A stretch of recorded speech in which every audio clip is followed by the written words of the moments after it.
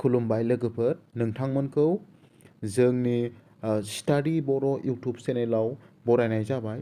लोगोफोर, बे चेनेलाव नोंथांमोननि थाखाय बर' रावजों एबा बिमानि रावजोंनो जोङो जिके क्लास होनो थाखाय सिगांबोदों। बेनिखायनो नोंथांमोना चेनेलखौ अन्नानै लाइक एन्ड साबस्क्राइब खालाम।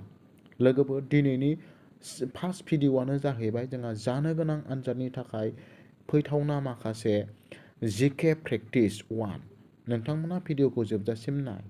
मा नोंथांमोननि सिगाङाव आङो लानानै फैबाय नै कुइसन नाम्बार 1। नोंथांमोना स्क्रिनशट खालामनानै लानो हागोन एबा नट्स खालामनानै लानो हागोन। 1 नाम्बार कुइसनाव दङ, गाहायाव होनाय बबे भारतारि रायजोआ पाकिस्तानजों गावनि सिमाखौ रानलाया?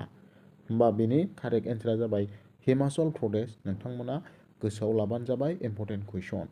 2 नम्बर कुइसनाव दङ, विजय घाट इज located in which state union territory? थारमानि बर'आव बुंदों विजय घाटआ बबे रायजो एबा जुथाइ हायुं आवथायाव दङ होननानै बुङोब्ला बबाव दङ बियो? दिल्लीयाव। जोबोद इम्परटेन्ट लोगोफोर।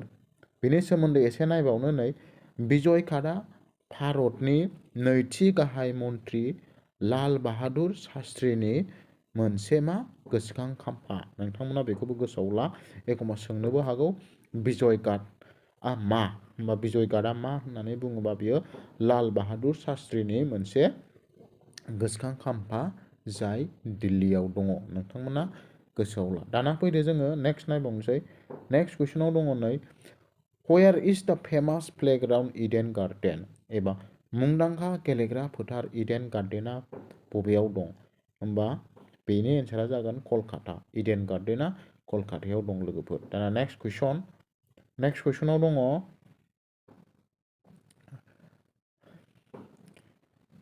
केवलादेव हायुङारि पार्कआ बबेयाव दं? एबा Keoladeo national park is situated in? होमबा केवलादेव नेशनेल पार्कआ जोंनाव बबाव? राजस्थानाव दङ। गोसोआव ला लोगोफोर। दाना नेक्स्ट कुइसन नाम्बार 5आव दङ। कुइसन नाम्बार 5आव भारत रत्नजों मान होजानाय सासेल' क्रिकेटारा सोर? हु इज द अनलि क्रिकेटार टु बी अनार्ड उइथ द भारत रत्न? होमबा अपसना नैबेयाव दंमोन। मोनब्रै अपसननि मादाव सोर? बेनि कारेक्ट एन्सारा जाबाय सचिन तेन्दुलकर। सचिन तेन्दुलकरानो भारत रत्नजों मान होजाजेननाय गेलेगिरि। बिथाङा माब्ला भारत रत्न बान्थाखौ मोनदोंमोन होननानै सोंनोबो हागौ। गोसोआव ला, 2014आव मोनदोंमोन लोगोफोर। दाना नेक्स्ट कुइसन नाम्बार 6।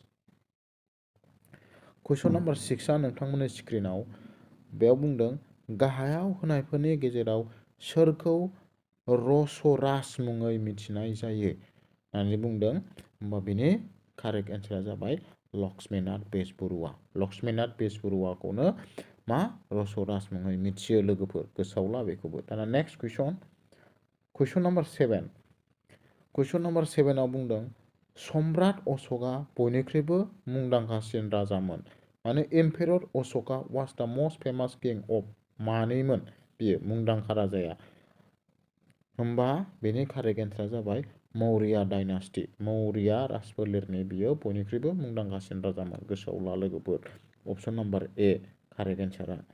दाना कुइसन नाम्बार 8आव दङ, गाहायाव होनाय बबे सुबुंनि देहानि बयनिख्रुइबो देरसिन ग्लेन्ड? होमबा सुबुंनि देहानि बयनिख्रुइबो देरसिन ग्लेन्डआ जाबाय लोगोफोर अपसन नाम्बार बि, लिभार। गोसोआव लाबानो जाबाय। दा नेक्स्ट कुइसन नाम्बार 9। कुइसन नाम्बार 9आव बुंदों, गाहायाव होनाय बबेया गोथां लिटमासखौ गोजा खालामो होननानै बुंदों? लिटमास बिलाइखौ मा खालामो?